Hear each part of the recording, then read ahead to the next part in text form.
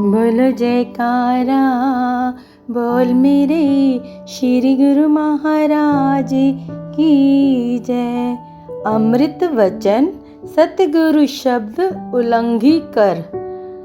सतगुरु के दरबार में कितने ही किस्म व संस्कारों के लोग आते हैं।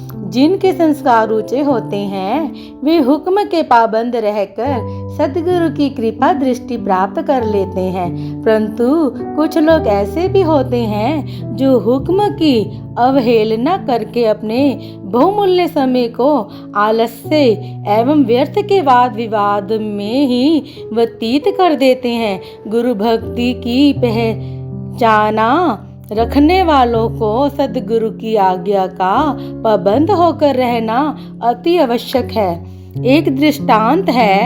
सतपुरुष श्री गुरु अर्जुन देव महाराज जी के दरबार में एक सेवक रहता था। वह भंडारे में लंगर आदि को ग्रहण करता था, परंतु दरबार की किसी कोई भी सेवा को नहीं करता था। दरबार का कोई सेवक उसे सेवा के लिए कहता तो वह यही जवाब देता था कि मैं तो श्री गुरु महाराज जी का सेवक हूँ, ना कि आपका। मुझे तो श्री गुरु महाराज जी जो सेवा देंगे मैं वही सेवा करूँगा। धीरे धीरे यह बात श्री गुरु महाराज जी के चरणों तक भी पहुँच गई।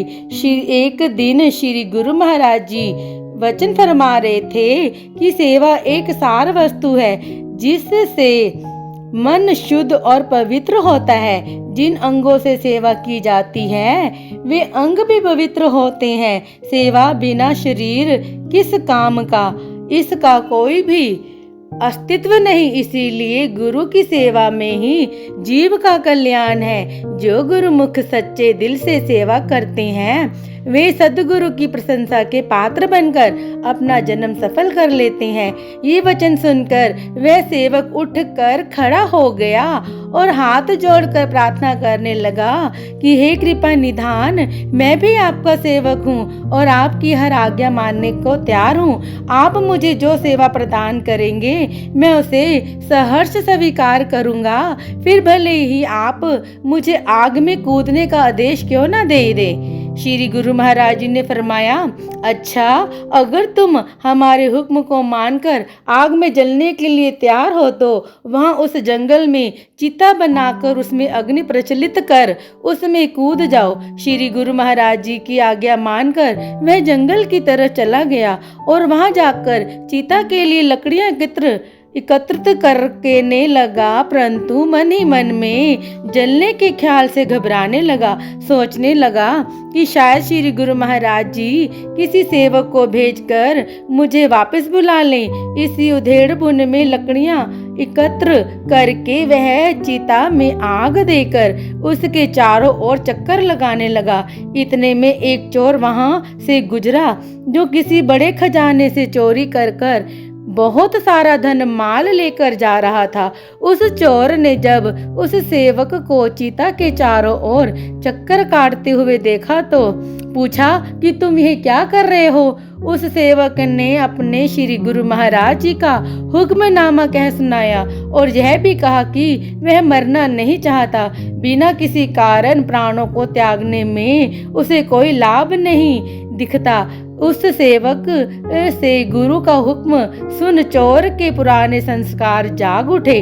उसने बड़ी विनम्रता से कहा कि मेरे पास चोरी किया हुआ लाखों का माल है, अगर तुम्हारी सहमति हो तो यह सब माल तुम ले लो और बदले में मुझे गुरु का हुक्म दे दो।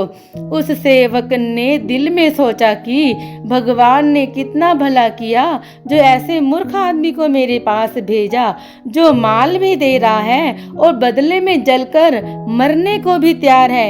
एक तो जान बची और दूसरा धन माल भी मिल रहा है, ऐसा सौदा करने में क्या हानि है। उसने झट से चोर को कहा कि मुझे तुम्हारी बात स्वीकार है, तुम गुरु का हुक्म ले लो और बदले में धन माल मुझे दे दो।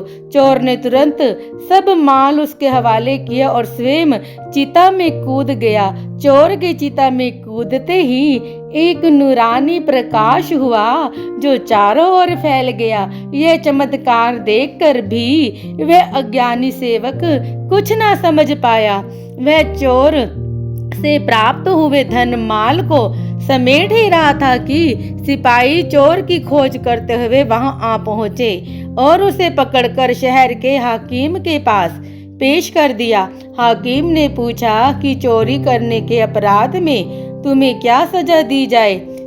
सेवक बोला, हजूर, मैं चोर नहीं हूँ और ना ही मैंने चोरी की है। वास्तव में मुझे मेरे श्री गुरु महाराज जी ने हुक्म किया था कि तुम चिता जलाकर उसमें कूद जाओ। मैंने चिता तो जलाई, लेकिन मेरा मन जलने के लिए तैयार नहीं था।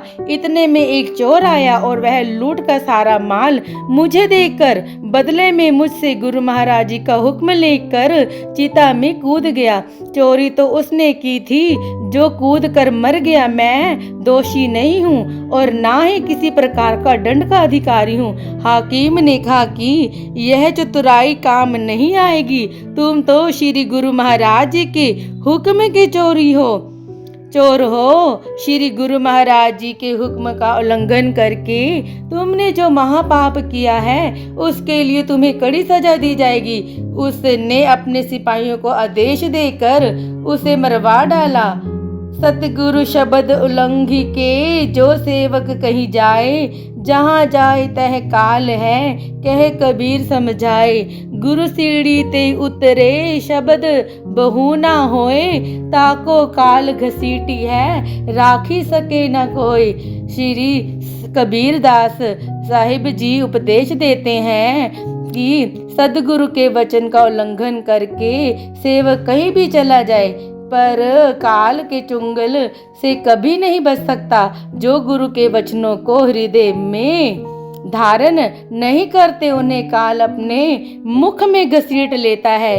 काल का ग्रास बने ऐसे जीव की कोई रक्षा नहीं कर सकता। सदगुरु के वचनानुसार अपने जीवन को डाल लेने से ही जीव काल पर विजय प्राप्त करके अपने जन्म को सखारत कर सकता है। गुरु आज्ञा में चलना पड़ेगा। गुरु भक्ति अगर करनी है, गुरु ही है सब करता धरता। भक्ति का सौंदर्य है नम्रता, जीते जी ही मरना पड़ेगा। गुरु भक्ति करनी है, गुरुमति को लेके हृदय में धार। मनमति का कभी करना विचार, विषयों से मुख मोड़ना पड़ेगा। गुरु भक्ति करनी है, छोड़ दे सियानप और चतुराई। किसी की ना कर निंदा बुराई, मन को निर्मल करना पड़ेगा। गुरु भक्ति करनी है, सर्दी गर्मी दुख सुख सह, दास सतगुरु का बन के रहे। अहम को तुम्हें मिटाना पड़ेगा, गुरु भक्ति करनी है। बोलो जयकारा बोल मेरे श्री गुरु महाराज की जय। अगर आपको हमारी वीडियोस देखना पसंद है और आप हमारे चैनल से जुड़े रहना चाहते हैं तो प्लीज़ वीडियो को लाइक, शेयर और चैनल को सब्सक्राइब कर दीजिए।